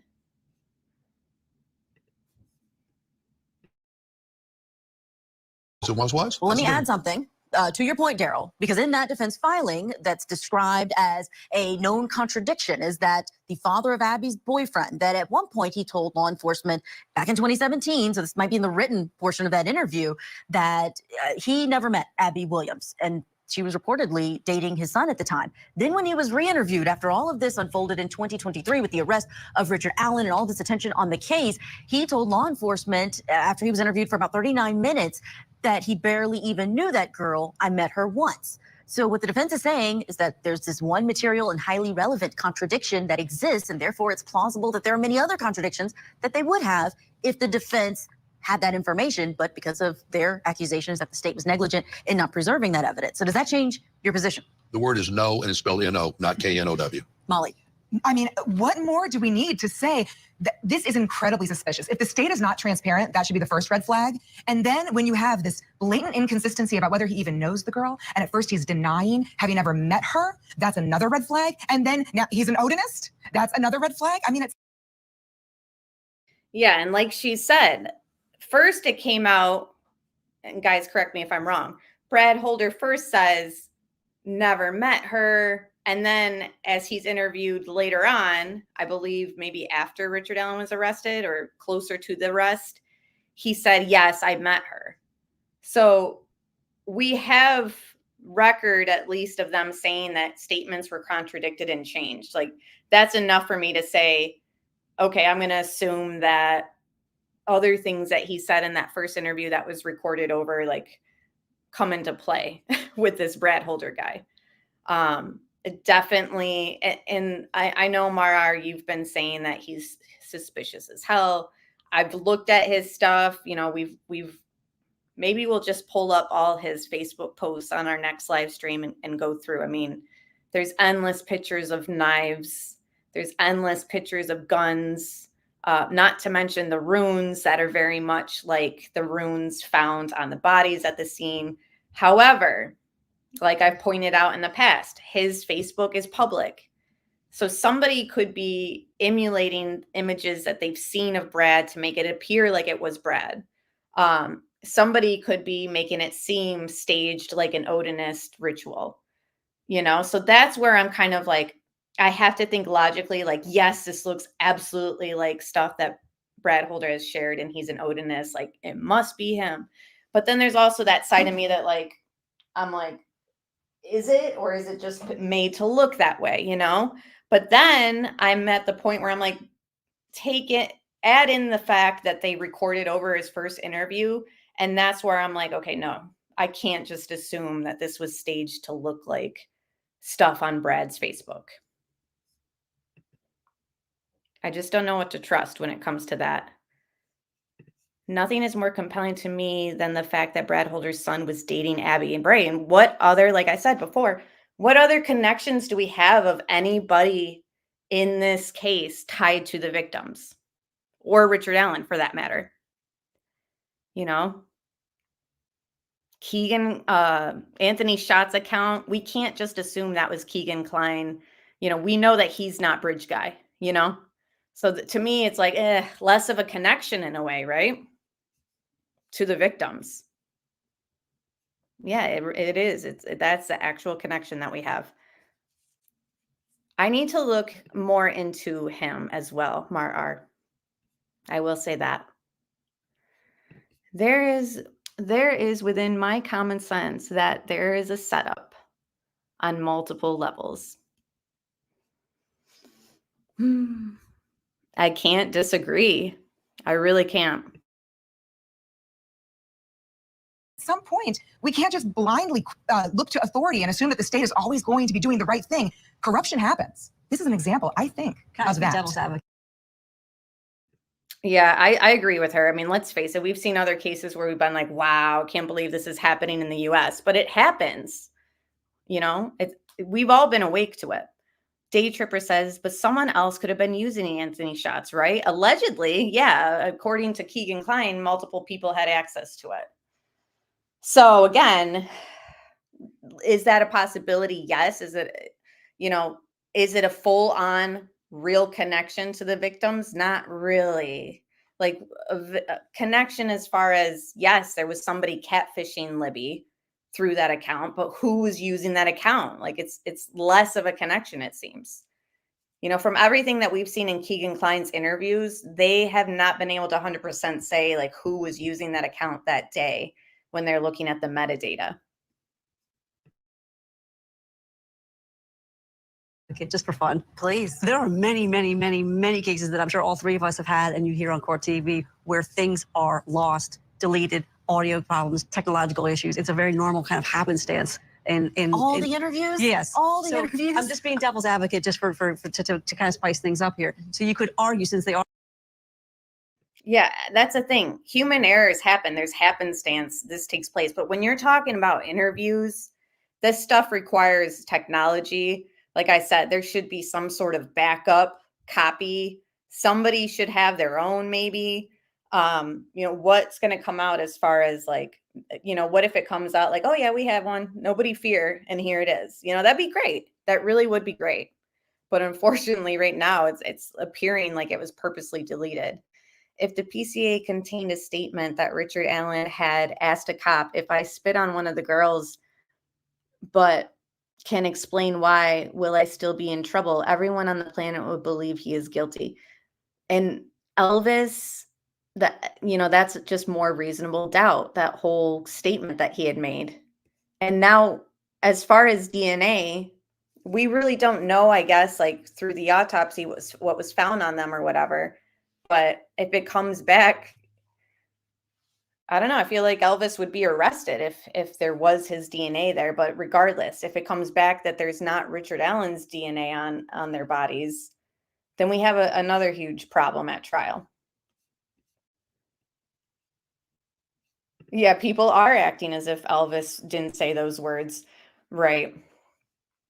I know. And I'm not going to lie. I've been one that has been like, oh, sometimes people just want to get involved in cases, and I've been like, oh, Elvis, why would he say that? But, people are silly, but it is bizarre. I agree. And it's something that's like, if I was a juror and I was hearing that, I'd be like, wait a minute, what? And the fact, it's one of those things where it's same as when people lawyer up, people will jump and say like, they lawyered up. Wow. That speaks volumes to their guilt. They're guilty. They're guilty. But it's just a smart thing to do, to get a lawyer. It's one of those things like hearing, not going to lie, when I heard Elvis didn't want to do a polygraph, I did have some suspicion raised because I'm like, why not just like do it? Especially after saying that your spit would be found on the girls. But then at the same time, the smart and logical side of me is like, why would you ever agree to do a polygraph? That could just be a trap in itself, never agree to one. But it's just interesting how sometimes things are perceived a certain way when you hear it, like, oh, he didn't want to do a polygraph. Oh, that's suspicious. Like, and one juror might feel that way, if Elvis is brought up. Psychobabble, he's here. He's serving tier around here somewhere. If there is a picture of Abby with antlers, how can we explain him not knowing that fact?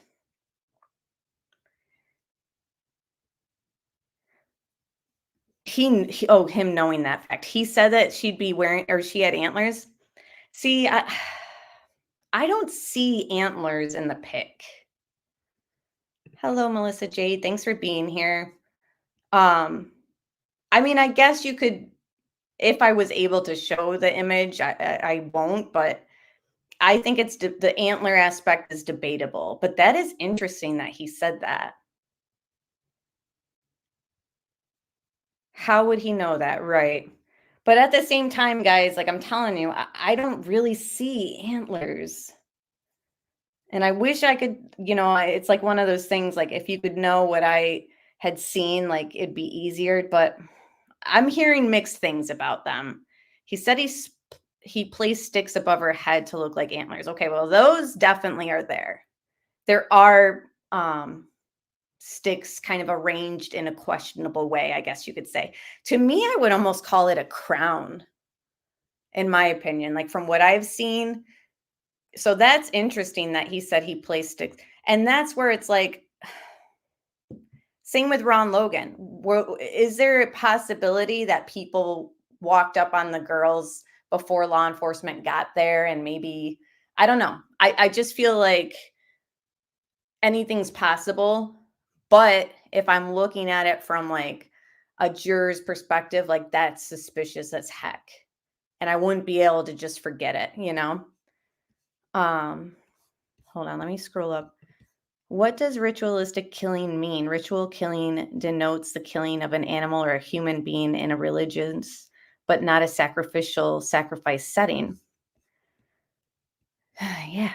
I mean, and I'm not at all an expert on ritualistic killings, but I do know from my research in the Watts case and just, even the Charles Manson murders have like a ritualistic like staging of the crime scene. It's more common. I'm specifically referring to Satanism. I don't know anything about Odinist like rituals or sacrifices, but I do know that I swear, this one thing I saw, it was an FBI agent talking. He said there's like 6 million. I don't know if that's right. Hold on. I just don't want to say something like that's not. Okay, yeah. So I'm telling you, he said that there was, and this might have been an old statement, 6 million Satanists in America. Do all of them do ritualistic killings and sacrifices? No. But I'm just saying, if we're going to compare things like that to like the probability that this could be something like that, like I think that it's not out of the realm of possibility anymore. Like when this Odinist stuff first came out, I'm like, oh, this is hogwash. You know, like I very much was like, I don't know about that. And then as soon as, you know, the correctional officers and Brad Holder, all this stuff started coming out, I'm like, you know what? What do I know about Indiana? Absolutely nothing. So could this be possibility? Yeah. Yeah, twigs in the hair. Since the purpose of the ritual killing is not to bring a gift to the divinity, but to apply the sacrifice, its blood or limbs, for a practical religious purpose. I mean, your guys' guess is as sweet as mine, or as good as mine. Was there a date on those crime scene body photos? No. Now, my thing is too, what was somebody criminality saying in your chat one time about 213, the number 213, like something that's about it being related to like sacrifice. And then I said something like, well, they were killed on February 13th. I don't know if that, you know, 213, I don't know what that was. Basically, I should look that up. And yeah, thank you guys all for being here.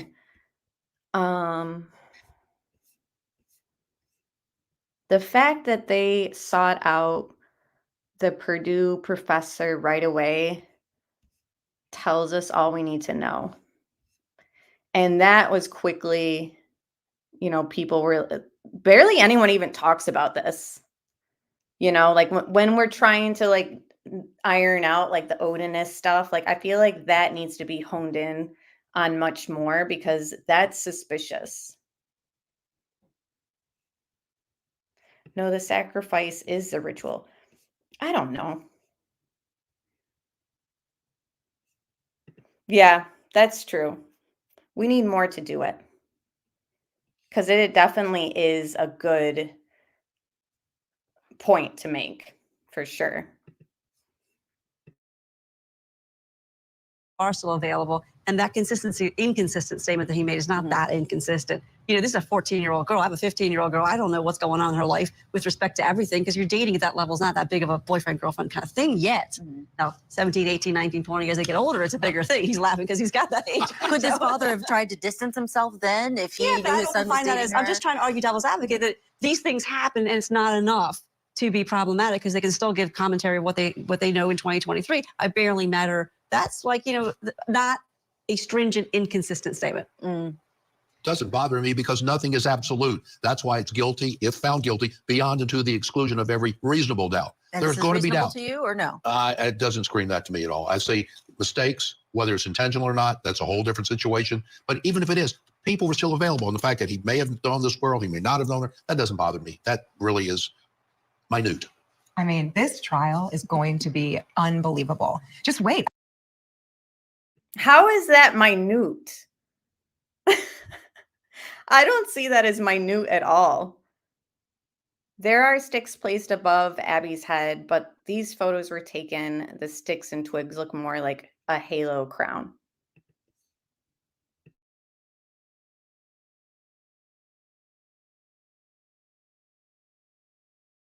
Still available. And the fact that he may have known this girl, he may not have known her, that doesn't bother me. That really is minute. I mean, this trial is going to be unbelievable. Just wait. I mean, I think the defense Just makes no sense. Yeah, who is that dude? I forget what his name was when they pulled him up. I think they like introduced him. But he said the fact that he might have known this girl, he might not have known this girl, that to me is minute. This girl, quote unquote, this girl is actually the victim in this case. Hello, not minute at all. has only shown us a small piece of their theory, right? We know which direction they're headed, but what's actually going to come out and the way that they're going to bring it out, I think is going to be completely fascinating. And jurors these days are more skeptical than they've been in the past. They come in there and they do, have expectations of the state, of the government, and they are looking towards law enforcement and wondering if they're doing the job that they should be doing. This case is perfect for that kind of audience, and this trial is going to be absolutely wild. It's so true. It's so true. I mean, it's not the whole world is watching, basically. I just wanted to pull this up just because we were talking about it real quick. Oh my gosh, Bob, that'd be amazing. He said, I'm going to request he's opposite of me next time I'm on Vinny. Vinny would love that. That would make the show. He has to be a former prosecutor, Ellie. I think so too. I might try and figure that out before the end of the stream. Like, who was that guy? All right, so here is just a little refreshment about when we were talking about the professor. On September 18th, the defense submitted a filing outlining why they believe the girls were ritualistically sacrificed and leveled accusations against lead detectives of ignoring or intentionally suppressing the evidence for years.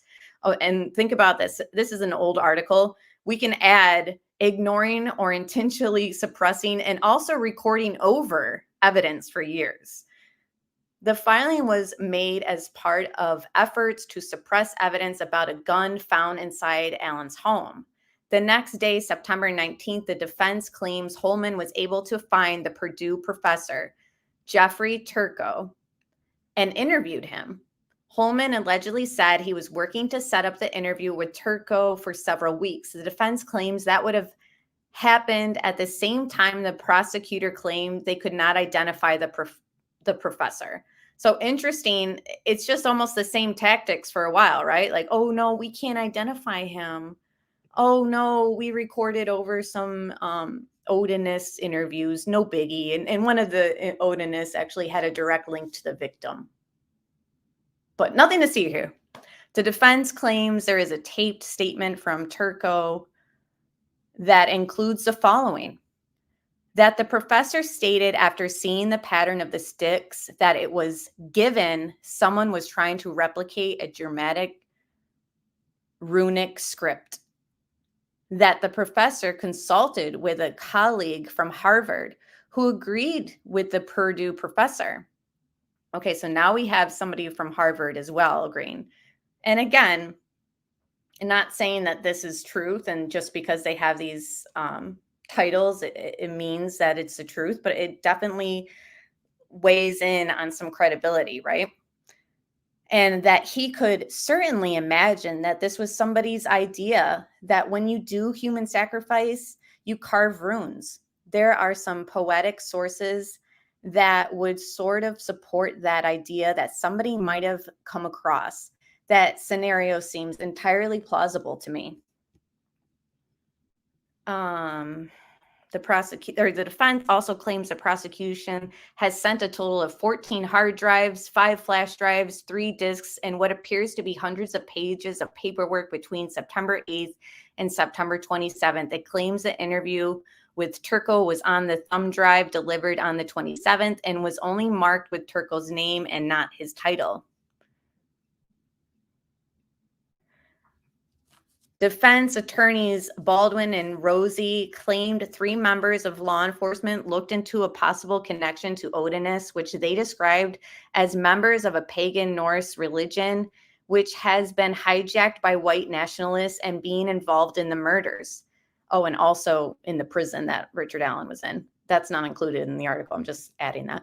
They also claimed investigators became familiar with the names of those that might be behind the killings by at least September 2018. Court documents claimed the crime scene where Williams and German's bodies were found had pagan symbols formed with sticks and tree branches on a tree. The attorneys also claimed Allen had 0 connection to any pagan cult and no forensic or electronic evidence connected Allen to the girls or the crime scene. Boom. There's nothing like that poll that I showed you. We're working with the bottom of it. What I mean is we're working with the confession, quote unquote. We're working with this right here. Again, this was nothing related to Delphi. Which type of evidence do you trust? We're working with this in this case. Can you guys even see my mouse? Regardless, you can see the bottom part. Additionally, in laying out the crime scene and timeline for the killings, the defense cast doubt that one man could have acted alone. See, I think I definitely don't think he was alone in this, based on not only like the physical level of this crime, but also it being during the day. To me, it would be more plausible that like somebody had somebody on the lookout or watching the entrances and exits or something like that. Like, it's just way too risky for Richard to be out there by himself doing this all by himself, in my opinion. The defense pointed to the alleged sightings of Allen before and after the killings. In total, the timeline allows for an hour and 17 minutes for the murders to have happened. I definitely think that it could have happened in that amount of time, but that doesn't mean it was Richard.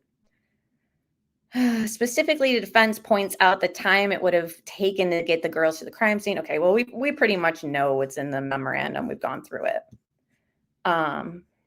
McClellan wrote that the state believes the allegation made by Allen's defense are not supported by evidence and that they have collected. It was colorful, dramatic, and highly unprofessional. Yet, don't even get me started on professionalism in this case regarding the state. In the judge's responsibility, it's the judge's responsibility to say, is the omitted information significant and much, blah, blah, blah. Okay, so let's get back to the one more thing I want. Oh, wow, I didn't even realize this has been an hour and 51 minutes. I literally only like to go on for like an hour and a half. So time flies when you're going through craziness. And that's saying it lightly. All right, so this is 8 minutes and 53 seconds. I will speed it up. We'll watch this together. I haven't watched it yet. Oh, wait, I watched a little bit of it on Criminalities. And then we'll call it a day. So guy on Court TV is Daryl Cohen, defense attorney. Prior assistant state attorney, also prior prosecutor. Interesting resume. Very interesting. Thank you, Criminality, for getting his accolades.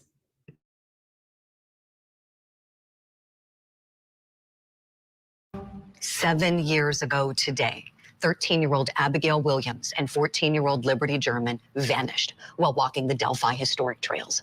Their bodies were found the next day, a quarter mile from where they were last seen on the Monon High Bridge. And for years, their murders remained a tragic mystery that haunted the small town of Delphi, Indiana. But in 2022, police arrested this man, Richard Allen, claiming that an unspent round from his gun tied him to the murders of Abby and Libby. But Allen maintains his innocence. So while the families of those two beautiful girls continue waiting for justice, we're wondering, what do the case forensics tell us? We have two outstanding guests to talk about this. Still with me, forensic death investigator, professor at Jacksonville State University. He's also the host of the Body Bags podcast, Joseph Scott Morgan, still standing by with us. And one of my Court TV colleagues, the brilliant Barbara McDonald. She is a documentary producer here, a journalist for many years who's done great work, especially on the Delphi case, even before you came to join us at Court TV, Barbara, and we were so glad you did. You were hard at work on this case. So if I may start with you in terms of the evidence, what evidence is there that's essentially tying Richard Allen to these crimes? Well, there's a lot of circumstantial evidence. There are his own statements that he was out at the trails that day. There's some debate about what time he was actually out there and what time he left, which will be significant, but he did say that he was out there that day. Witness statements have described a man who looks similarly to Richard Allen, who was dressed the same way that he says he was dressed that day. I think we have some of the other points we're going to put up on the screen. We also know that some witnesses saw the car that appears to be his car out at the trails that day. And the .40 caliber bullet. Yes. The unspent round that was found between the bodies. Right. And my understanding is that discovery was made some days after the murder. So when the bodies were found on the 14th of February, 7 years ago tomorrow now, they did secure that crime scene for about 3 days, and they searched it, and then they cleared it for about a day, day and a half, and then they re-secured it. My understanding is that unspent shell was discovered during that second search after the scene had been re-secured. Really? Re-secured. Why was it ever unsecured or not secured? I don't know which one's the right term. Why? That to me is like, okay, I'm not saying it was planted, but there are people out there that are very much under the impression that that bullet could have been planted. I don't know. I'm not saying it was. And also, I did have a question for those who know. Crap, now I don't remember what it was. Give me a second.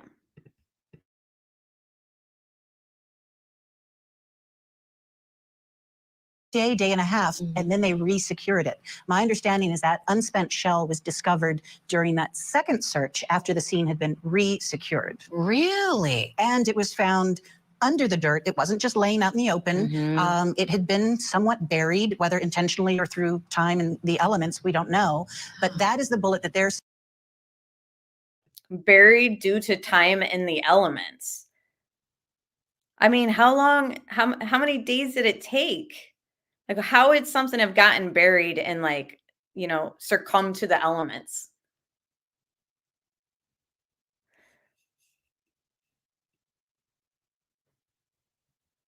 Oh yeah, that's true. Well, that's if JD said not planted, they would have had to have Richard Allen's gun. That's goofy.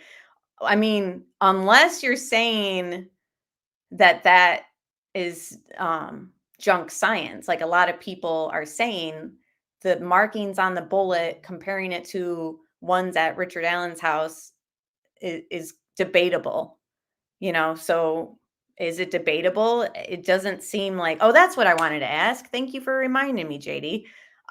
Is it true? And guys, refresh my memory.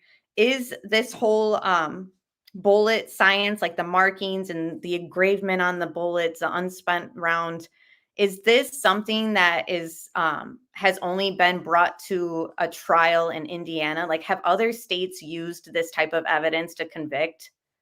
Because I feel like, if I remember correctly, it was something that was like, no, in most states, like, it doesn't make it to trial. But again, I could be wrong.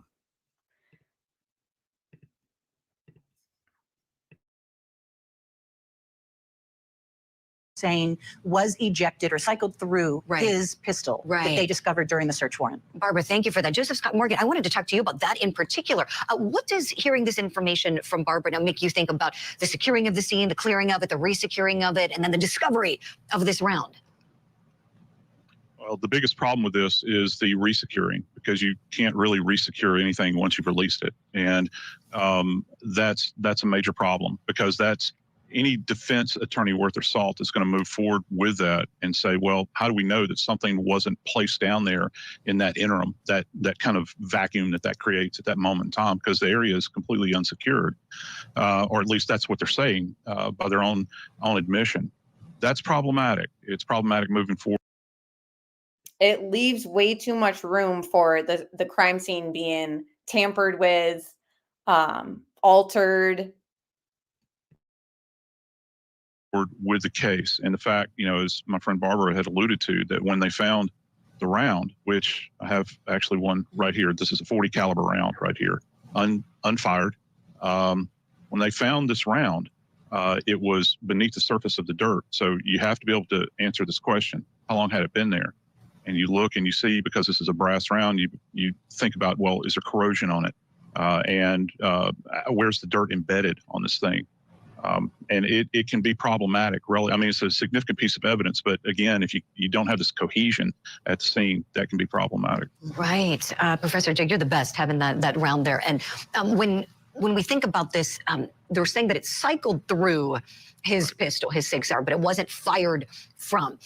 The markings on it, Professor Joe, those markings would still be there, right? Would they not? Like, if he, I guess, maybe racked the gun, or how do you think this might have happened? Yeah, you've got what are referred to as extractor and ejector marks on actually, if you think about it, for lack of a better term, on the fuselage of the projectile itself, or on the body of the thing. And so there are these definitive little marks. And what they're saying is that the firearms examiner, this is a 6-hour platform, by the way, that he had, the brand, when he cycled this thing. And that is, if you've ever seen on television where somebody racks around into a weapon, well, they're not just racking it in. If there's one in the chamber, it's going to go flying out. And that's what happened. But, Julie, those marks on an unspent round on the body of this thing are not as robust scientifically as the ballistic markings that you have on a fired round, the actual projectile. So it's not quite as done and done as people might think when it comes to an ejected round like that. Sure. This explainer is so helpful, Professor. Thank you. Barbara, let me go back to you, please, on what might be missing in terms of evidence that's linking him. You've really dug deep into this one with Richard Allen. What do you think's missing? There's a lot. We don't have a murder weapon or weapons. We don't know exactly what was used. They've described it as a sharp-edged weapon, but we don't know if they have that, if that has any evidence contained on it. According to the defense attorneys, there's no DNA of Richard Allen at the crime scene on the girls. There's none of their DNA on him that anybody has put in any of the court filings. So as this little list is appearing on the page, somebody in your chat, Criminality, brought out a good point. For someone to have loaded this bullet into the round, even though it was never fired, you know, at some point, fingerprints or touch DNA should have been found on this unspent bullet. So is that the missing link tying Richard even more so than just he owned the same type of gun? And I just saw somebody, Brad Holder, also daily carries a sharp-edged weapon and he owns the same type of gun. And yeah, we have photos of his Facebook where he has shared his weapon collection and all that. So just more things kind of pointing towards that. But at the same time, like, where is the touch DNA? I can't remember who mentioned it. I can't remember the name who mentioned it. But they brought it up and I was like, that's a good point. First, they said there should be Richard Allen's touch DNA possibly on that. And I took it even a step further and thought, or at least a fingerprint. You would think that an unspent bullet, that type of material, like, would hold onto like that type of imprint with touch DNA or fingerprint pretty well.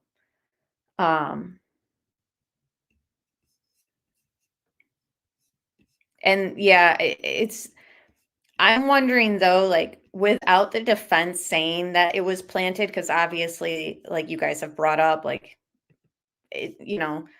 that could be far-fetched, because if it links Richard Allen's gun because of these markings, which are debatable, it seems like everyone is saying, then how would they have been able to do that then and there? But at the same time, like, could it be raised as a question, like the chain of custody, or like how this bullet was found and stuff like that, like, and without even saying it was planted, like if they bring up like, so you had to resecure the crime scene, so it's possible that things were in and out of this area that were in an unsecured crime scene, like saying stuff like that without saying the words, was this planted, could it raise doubt in a juror's mind of how things were handled by law enforcement? I think that it definitely comes into play, possibly, without even having to say or like, theorize that it was planted. Everything else that kind of took place from the scene and from what we're hearing, I think any smart juror would realize, like, this is weird. This is not making sense. Yeah, not after law enforcement boots walked all over it. They will just attack the chain of custody. And they have a valid leg to stand on in that sense, in my opinion. Yeah, law enforcement is either very incompetent or corrupt. And I've felt like I think it might be a mixture of both. Forgive me for saying it.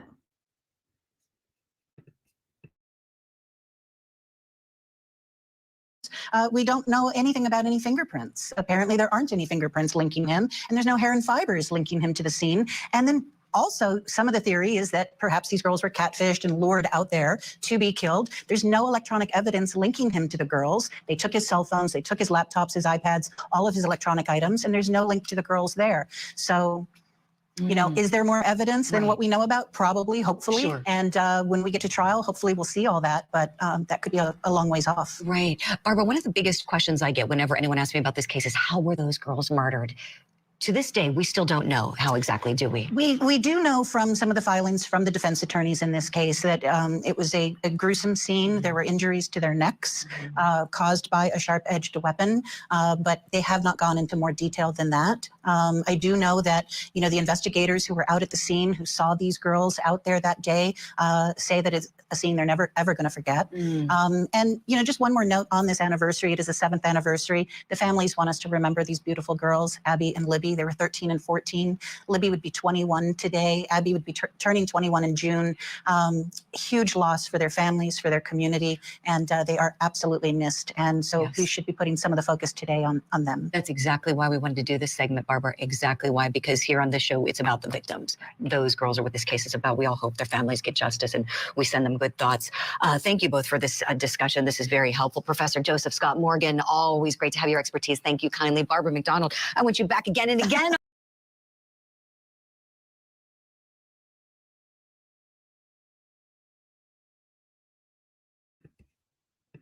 All right, guys. Thank you, Tom. And DNA touch only survives 4 hours on brass.